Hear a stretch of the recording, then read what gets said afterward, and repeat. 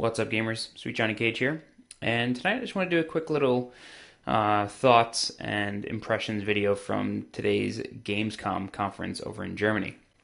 Now, today, both Microsoft and Sony had their press conferences. Microsoft chose not to stream it, which I found very interesting. However, Sony did, and aside from a few technical flubs in the beginning, it came out really well, I thought. So, here we are about 3 to 4 months away from launch of either of these next-gen consoles, and I wanted to go over what we know about each console, along with what games are coming to each console, both exclusive and shared. So as we can see on this handy-dandy little sheet that I made, we can tell what consoles have what exclusives and what games are shared between the two consoles. So on Xbox One, we have Crimson Dragon, which is an Xbox Live download title, Dead Rising 3, Fighter Within, which is a new Kinect fighting game from Ubisoft. We have Forza Motorsport 5. We have Killer Instinct, which I'm not too sure if it's going to be a retail game just yet, but it is going to be downloadable no matter what. Loco Cycle, which is an Xbox Live title. Need for Speed Rivals, Peggle 2, Power Star Golf, Rise, Son of Rome, Zoo Tycoon, and Zuma Fitness. On the PlayStation 4 side of things, we have DC Universe Online, which is a PSN download exclusive. Drive Club, which also has a PlayStation Plus version available for download. I'm not sure what the difference is between those two are going to be just yet.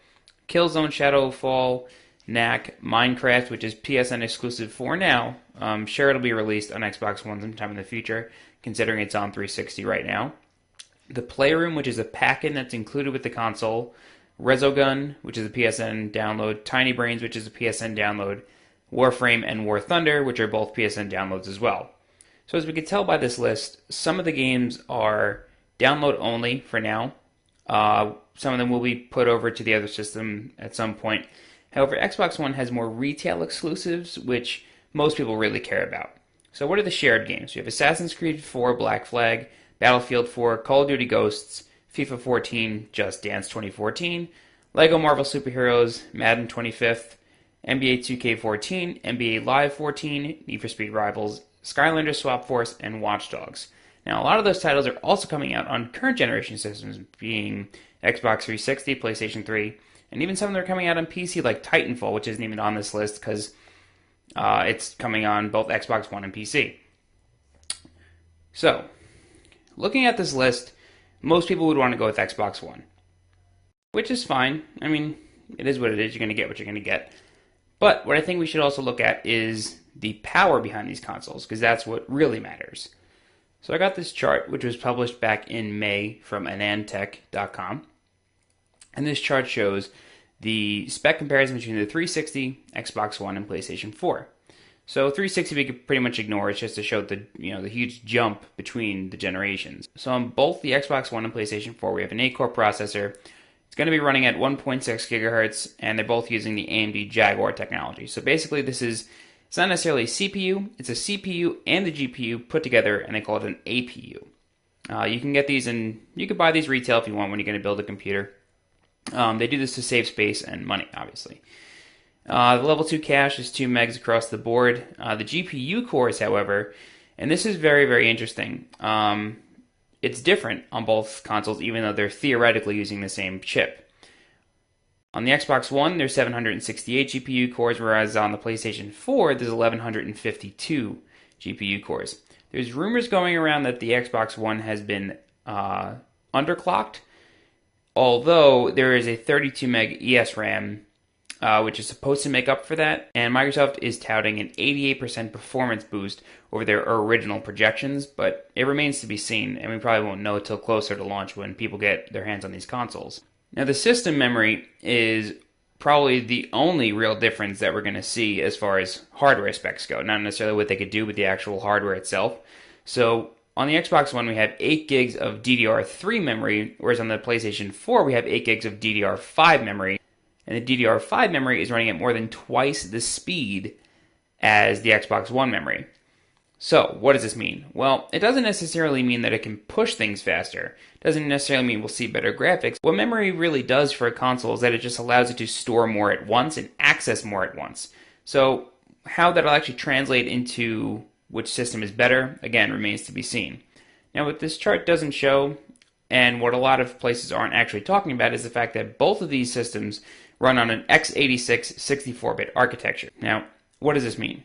This means that these consoles are theoretically very easy to develop on compared to the previous generation. I mean, the PlayStation was notorious for being extremely difficult to develop on, which is why a lot of times cross-platform games, they would take a performance hit on the PlayStation 3, whereas the PlayStation 3 exclusives such as Uncharted or Metal Gear Solid 4, they looked incredible on that system, but they were only on that system. However, with this 64-bit architecture and the fact that they're both running on x86, means that when developers go to develop these games on PC, which is where everybody does their work, it's going to be much easier to develop on because the PCs also run on that architecture. So will we see better ports? Hopefully. I mean, they're theoretically running on the same exact hardware. Will we? Who knows? Now, one other thing that I wanted to cover in this video was the fact that Microsoft has stated that the Xbox One, or every Xbox One retail kit, will also act as a developer kit. Now, throughout history, developer kits for consoles have been extraordinarily expensive, running in the $3,000 to $6,000 range. So for them to say that, I could go buy a retail system, bring it home, and then use it as a dev kit is amazing. And that's a serious leg up for Microsoft in terms of developer support. Now, I really doubt it's that cut and dry to where you could just go to the store, buy an Xbox One, bring it home, and start developing games. I seriously doubt it's that simple for them because that'd be a huge amount of money that they're going to lose. So what my guess is that you're going to have to go to Xbox.com, sign up as a developer, and pay a fee. Whether it's a monthly fee or just a flat fee remains to be seen. But I really doubt that Microsoft would take that huge of a hit. That said, though, Microsoft has flip-flopped on every single one of their policies that they've come out with so far, just about. So it really remains to be seen, but it's definitely food for thought. And I would really appreciate it if a developer, or an indie developer, even a huge developer maybe you're watching, could get back to me and tell me what Microsoft's policy is on their developer kits. So, where do we stand on August 20th, 2013, a few months before release of these next-gen consoles? Well, again, the Xbox One and PlayStation 4 are both running on, theoretically, the same exact hardware, except for the 32 megs of ESRAM, which is supposed to make up for the fact that the Xbox One is using DDR3 memory, whereas the PlayStation 4 is using DDR5. Which console will have better graphics? We don't really know, considering most of these titles that they've been showing at these conventions and conferences and even their own demos are actually running on PC. The only one that we actually saw running on the PS4 was the Playroom that they showed today at Gamescom. That was the only demo that said actual PlayStation 4 footage. So which one should you get? Well, it's obviously up to you, wherever you want to put your money. Microsoft has recently announced that the Kinect will no longer be mandatory for the system. However, you will have to buy it in that $500 package. So that's $100 on something that you maybe might not even use. The PlayStation Network notoriously is far inferior to Xbox Live as far as online play. With that being said, with the introduction of the mandatory paid service for the PlayStation Network, Sony has already stated that they will be putting that money towards better server architecture. So hopefully the service improves. Will it? Again, we have to wait to see. Now, from a super realistic point of view, I do have a PlayStation 4 pre-ordered. I did that mainly because I didn't like the Xbox One's policies in the beginning, although Microsoft has recanted basically every single one of them. It doesn't necessarily make them a stronger company at this point, but I mean, I'm still gearing towards the PlayStation 4. However, as somebody who plays a lot of his games on PC, getting either one of these consoles isn't too smart of an investment, I don't think, just yet. The games aren't there. I mean, the PlayStation is very, very indie-friendly, which I'm very happy about. But again, some of these games are coming to PC, some of them are coming out for 360 and PS3. I think it's going to be a while until we can really see which console is the better console. Obviously, the Xbox One this generation, Xbox Live, is just an incredible service that has never really been bad, whereas the PlayStation Network, the servers are downright terrible. I think both consoles are evenly matched, but we're going to have to wait for November to see which one really takes the cake.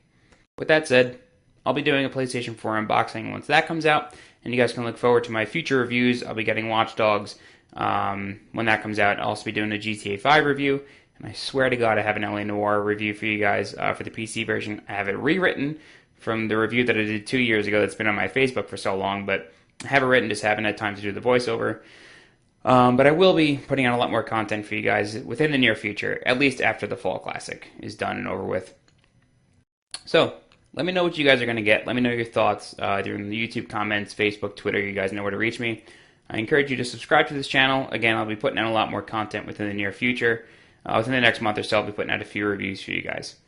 All right, I'm Sweet Johnny Cage. Thanks for watching, and I'll see you next time.